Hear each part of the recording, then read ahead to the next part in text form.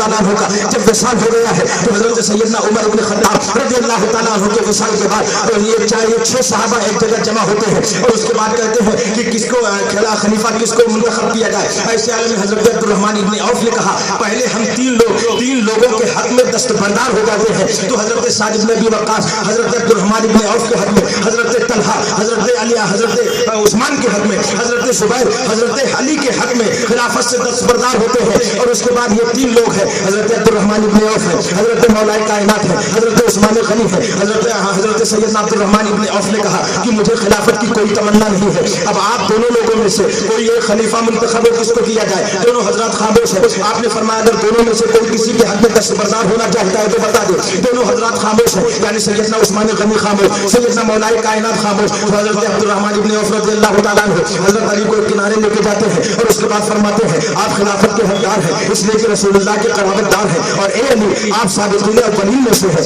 اے علی اگر میں آپ کو خلیفہ منتخب کروں تو آپ منظور کریں گے؟ کہا ہاں منظور کروں گا. اور کہا اگر میں کسی اور کو خلیفہ منتخب کروں تو آپ کا کیا خیال ہوگا؟ تو آپ نے فرمایا مجھے منظور ہے. اس کے بعد حضرت عبدالرحمن ابن عوف نے حضرت عثمان غنی کو لیا, ان سے بھی اسی طرح سے بات کی, انہوں نے بھی دونوں حالت میں منظوری کا اظہار کیا. تو حضرت سیدنا عبدالرحمن ابن عوف رضی اللہ تعالیٰ عنہ نے حضرت عثمان غنی رضی اللہ تعالیٰ عنہ کے ہاتھوں پہ سب سے پہلے بیعت کی ہے. اس کے بعد حضرت علی نے بیعت کیا, حضرت طلحہ نے بیعت کیا, حضرت سعد نے بیعت کیا, حضرت زبیر نے بیعت کیا, پھر تمام مہاجرین انصار نے بیعت کیا. حضرت عبدالرحمن ابن عوف کا کہنا ہے کہ میں نے جناب عثمان کو جناب عمر کے بعد خلیفہ کے لیے خلافت کے لیے اس لیے منتخب کیا تھا کہ جو بھی میرے پاس تنہائی میں آتا تھا اس سے میں رائے لیتا تھا تو ہر صحابی کی رائے یہی ہوتی تھی کہ عمر کے بعد اگر کوئی خلافت کا حقدار ہے تو عثمان غنی رضی اللہ عنہ. نعرہ تکبیر, نعرہ رسالت, ذکر شہدائے کربلا, حضرت علامہ مولانا محمد عتیق الزمان قادری صاحب قبلہ. حضرت عثمان غنی رضی اللہ تعالیٰ عنہ خلافت کے حقدار ہے سب سے زیادہ. عبدالرحمن ابن عوف کہتے ہیں ہر کسی کی رائے یہی تھی اس لیے جناب عمر کے بعد خلافت کے لیے میں نے جناب عثمان کا انتخاب کیا. اور حضرت سیدنا عثمان غنی رضی اللہ تعالیٰ عنہ خلافت کی مسند سے بیٹھتے ہیں تو 12 سال تک آپ نے امور خلافت کو انجام دیا ہے. عالم یہ رہا ہے کہ پہلے 6 سال آپ کی مقبولیت اتنی زیادہ تھی کہ حضرت عمر رضی اللہ تعالیٰ عنہ سے زیادہ آپ مقبول مانے جاتے ہیں 6 سال کے عرصے میں. مگر جب 6 سال آپ کی خلافت کا گزر گیا تو آپ کے پاس رسول کریم صلی اللہ علیہ وسلم کی مبارک انگشتری تھی.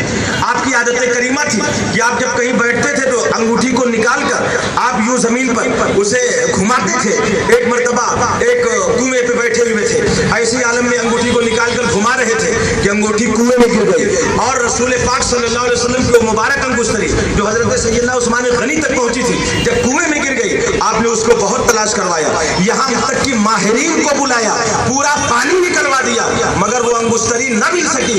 انگوٹھی کا گم ہونا تھا کہ اس کے بعد آپ کی خلافت میں فتنے پیدا ہونا شروع ہو گئے. اور ان فتنوں کا عالم یہ رہا, اگر اس پر پوری تفصیلی گفتگو کی جائے تو ایک بہت لمبا چوڑا ٹائم چاہیے. ہاں بس اتنا کہوں گا کہ وہ فتنوں کی پیداوار کون تھا, فتنوں کو پیدا کرنے والا کون تھا. عبداللہ ابن سبا جو ایک یہودی تھا, منافقانہ طور پر اسلام قبول کرتا ہے اور اسلام کی بے خونی کرنے کے ارادے سے اس نے بظاہر اسلام قبول کیا اور تمام یہودی اس کی پشت پر تھے جو مالی امداد کر رہے تھے. مدینے میں دیکھتا رہا, اپنے کام کا کوئی آدمی نہ ملا. دمشق گیا, کام کا کوئی آدمی نہ مل سکا. ملک شام گیا, کام کا کوئی آدمی نہ مل سکا. مصر پہنچتا ہے اور اس کے بعد وہاں اسے کچھ کمزور عقیدے کے لوگ مل جاتے ہیں, ان کے پاس جاتا ہے اور نئے فتنے کی بنیاد ڈالتا ہے. کہتا ہے کہ ہمارے آقا حضرت عیسیٰ سے افضل ہے. لوگوں نے کہا بالکل. کہا جب ہمارے آقا افضل ہے تو کیا وجہ ہے کہ حضرت عیسیٰ آخر زمانے میں آئیں گے اور اسلام کی تبلیغ کریں گے, ہمارے آقا جب افضل ہے تو کیوں نہیں آئیں گے. شبہات کی بنیاد ڈالتا ہے وہ. اور بعض لوگوں سے کہتا ہے کہ ہر نبی کا وصی ہوتا ہے اور نبی کے بعد اس کا وصی ہی خلافت کا حقدار ہوتا ہے. جب حضرت علی نبی کے وصی اور نبی کے داماد ہیں تو خلافت کے حقدار تو وہی تھے. یہ جناب ابو بکر خلیفہ کیوں بنے, جناب عمر خلیفہ کیوں بنے, جناب عثمان خلیفہ کیوں بنے؟ اس کا مطلب یہ ہے کہ خلافت علی کا حق تھا مگر ابو بکر نے غصب کر لیا، جناب عمر نے غصب کر لیا، جناب عثمان نے غصب کر لیا۔ یہ فتنے کی بنیاد عبداللہ ابن سبا کے ذریعے پیدا ہوتی ہے۔ اور کیا کیا اس نے فتنہ پیدا کیا ہے؟ وہیں سے دو فرقہ پیدا ہوتا ہے، ایک خارجی فرقہ، ایک رافضی فرقہ۔ دونوں پیداوار ہے یہودیوں کی، عبداللہ ابن سبا کی۔ عبداللہ ابن سبا نے یہاں تک عقیدے کو پھیلایا، بعض لوگوں کو جو زیادہ کمزور عقیدے کے تھے ان سے کہا کہ حضرت علی خدا ہے، بعض سے یہ کہا حضرت علی رسول ہے، بعض سے یہ کہا حضرت علی رسول تو نہیں ہے، جبریل وحی لے کر آئے تھے علی کے پاس مگر ان سے بھول ہو گئی تھی، لے کے چلے گئے تھے نبی کے پاس، ورنہ نبوت کے حقدار جناب علی ہے۔ بعض لوگوں سے یہ کہا کہ تمام نبیوں سے افضل علی ہے سوائے محمد عربی صلی اللہ علیہ وسلم کے۔ غرض یہ کہ اس طرح کے غلط عقائد کی تشہیر اس نے مصر میں رہ کر کرنا شروع کیا اور ایک ٹولہ تیار کیا۔